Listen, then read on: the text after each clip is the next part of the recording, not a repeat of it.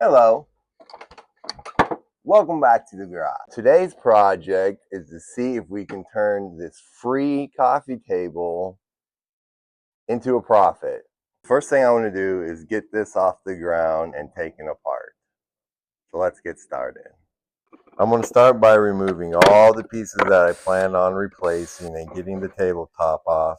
And started cutting all the pieces to the length I needed and used my pocket hole jig for the new hardware. Next, I squared everything up and secured the 3 new pieces in place. Now that I have the frame squared up and that the base is done, I'm going to scuff sand this. Since most of this is particle board, we're going to end up painting it. So I used a 150 grit piece of sandpaper to go ahead and prep it all for paint. I hear if you watch my videos in 2x speed, they're just as good. Next, I'm going to use some rubbing alcohol and wipe everything down to get a nice clean surface. Now it's prime time. And I went with 2 coats of primer for the base. So I decided to go with smoky beige for the base of the coffee table. I happen to have about a can and a half laying around.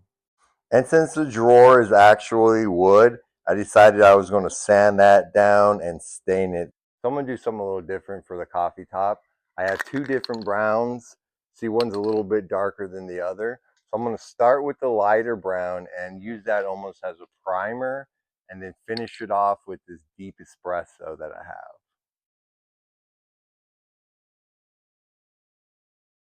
And while that was drying, I used some Brasso to polish up the hardware. Next, I put on a couple coats of a water-based polyurethane protector. So all I need to do is put these brackets in for the side pieces, and I'll see you at the beginning. And here we are at the beginning. Found this thing abandoned on the side of the road.